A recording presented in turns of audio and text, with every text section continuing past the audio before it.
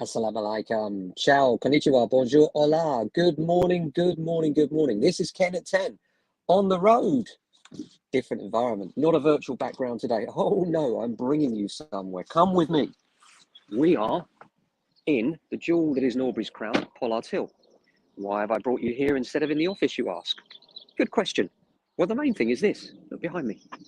It's at the season now where we've got daffs everywhere here in Pollards Hill. I don't know if you can see that very well, but I'm literally going to walk straight through the middle to give you an idea of what's going on around here. But I'm going to turn it around so you can see. It's just literally a field of daffodils here, just literally a sea of daffodils for as far as you can see in any direction. And it's just a beautiful place to be, really. And yeah, lucky enough to work here. And lots of the interesting thing about Pollards Hill is it's one of those areas. There are two parts to Pollards Hill. Let me explain. One of them's in Mitcham, CR4, and it's a council estate. So often people think, oh, Pollards Hill, that's the old council estate, and it's all very 1970s and a bit drab. And then the other side of it is this, which is SW16. There's no road which leads from one to the other. In actual fact, there's a fair few miles to go to get from one to the other. And basically what we have here is houses built between the turn of the century and mostly around the 30s, which are all fairly unique, actually. That's a beautiful thing about the hill, is that every house that you look at when you look around is different. You know, we've got rows of mock Tudor, followed by 1930s detached, followed by semis, all sorts, some with big plots, some with small plots, but always really interesting. And look at the part. I mean, I'm now in what we call the triangle, which is kind of in the center of Pollards Hill. And there's something special about this little spot. It's just really tranquil, really nice. And particularly when the daffs are up, always feels special. They have parties here in the summer too. The local residents association, one of the strongest in Norbury, Pollards Hill Residents Association. We love those guys. And we sell a lot around here. And we're going to do a video later on one of the most exclusive and certainly the most unusual houses, the Spanish Villa. So looking forward to doing that one later. In terms of the market generally, really busy. If you think of selling this year, I would say now is your best time. Why do I think now above any other time? I'll tell you, on the one hand, we've still got quite euphoric market circumstances. Buyers are out there in droves, they're confident, the market's looking strong. It seems to be continually increasing. On the other hand, we've got lots of economic woes, lots of things to worry about. There are buyers and sellers out there that are confident right now, but there's a lot of pressure on the economy. People that are looking around and seeing fuel prices going up, petrol prices going up. You get 5p off a litre. So what? It's not going to help most people, is it? In terms of what's going to happen in the second half of the year, I'm not so sure. I don't think it's going to be as strong as it is right now, for sure. I think the market's going to change. And so that's why I think it's a key time. Now, you might think, if you're moving to another area, well, so what? If the house prices go down 5%, then I'll get 5% less for mine, but I'll spend 5% less on the one I'm buying, which is largely true.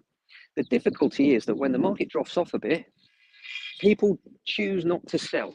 You know, the one thing us Brits are good at when the market falls, even if slightly, is just waiting and seeing. Oh, I'll just wait and see is the common phrase people use, you know.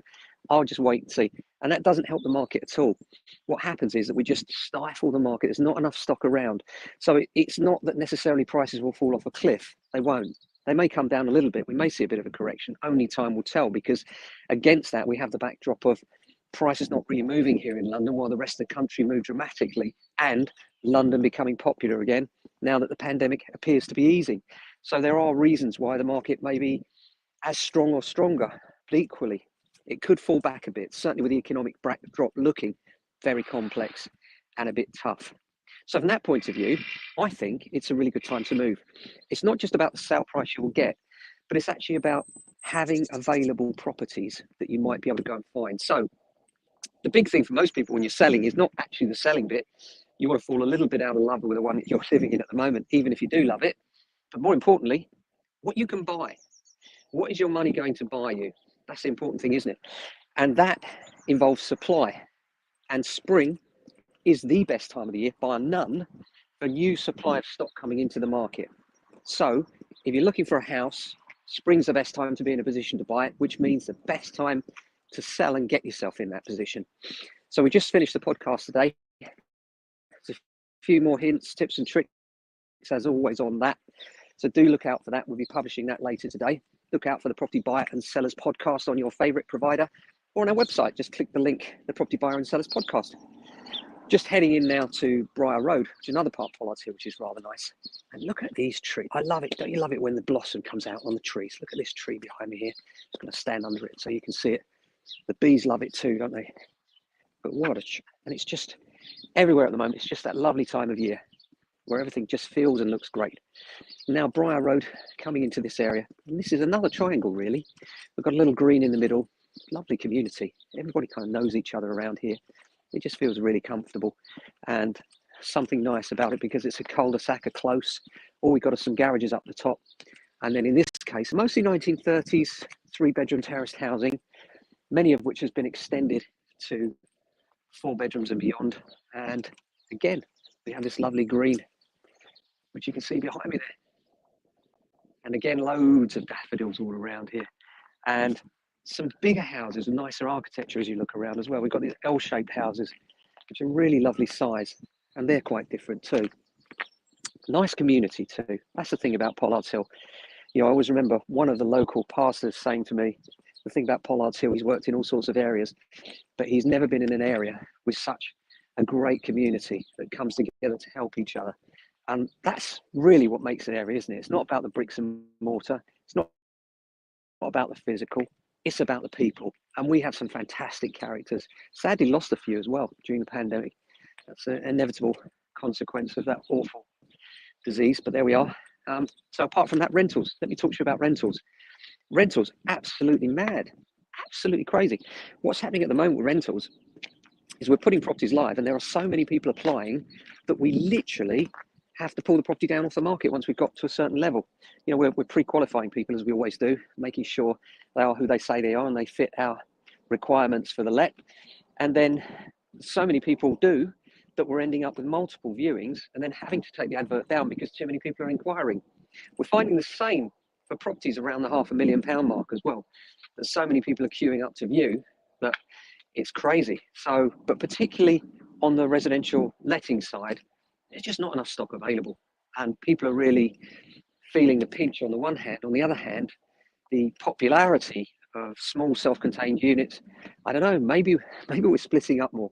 Maybe we're ending up in smaller households because we're no longer with our partners. Certainly we've seen some middle-aged and later people on their own that are looking for smaller accommodation. And on top of that, we've got people coming to the area to work, also looking for accommodation. And on top of all that, we've got more and more people now going for bed sits. We don't actually do bed sits. But the reason people are going for bed sits is because 1-bedroom self-contained units are now so expensive, averaging £1,000 per calendar month for a small flat.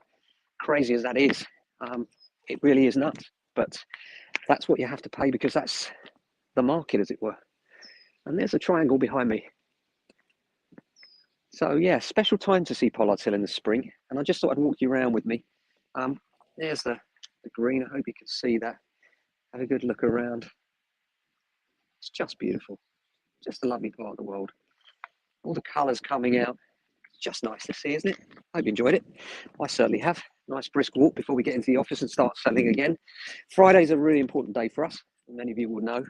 As I always say, Friday's a day when we're fighting to get every single applicant out to the properties we have on the market before our competitors can get to them, so that we book up their diaries and make sure our clients get the best possible price for the properties they're selling. So it's all about the sales today, hitting the phones hard, making sure people are going out and seeing our properties if they suit their needs, but not mudslinging. You know, too many agents are like, yeah, I've got something in your price range, come see it. No. First of all, what is it you're looking for? Why are you moving? What is it you need? Try and get the picture in our heads the same as the applicants got in their heads. Then we can relate the features of the properties we have available to their needs, and we can understand their needs better, which means we build trust. And if you build trust, what happens is that you end up in a position where you can literally just phone someone up and say, John, I've got the house you're looking for. When can you come and see it? And John will say, when can I come? Because he knows that you're not mudslinging. You understand his needs. You understand that he needs that garage and a 100-foot garden for his. You've got a much better chance of selling to him. So the nature of selling changes in that regard, doesn't it? Selling's not just about, talking at people. It's actually, in my view, more about listening understanding people's needs. And then when you understand those needs, then relating what you're selling to those needs and seeing whether the two things match. And if they don't, they don't. But it's better they don't if it's not right, because you're just wasting your time and theirs. You know, I always say, you can't actually sell a property. You can sell the idea of viewing it. But once someone's in the door, hello, hi, how are you? Nice to see you. Yeah, that's the other lovely thing about Pollards Hill.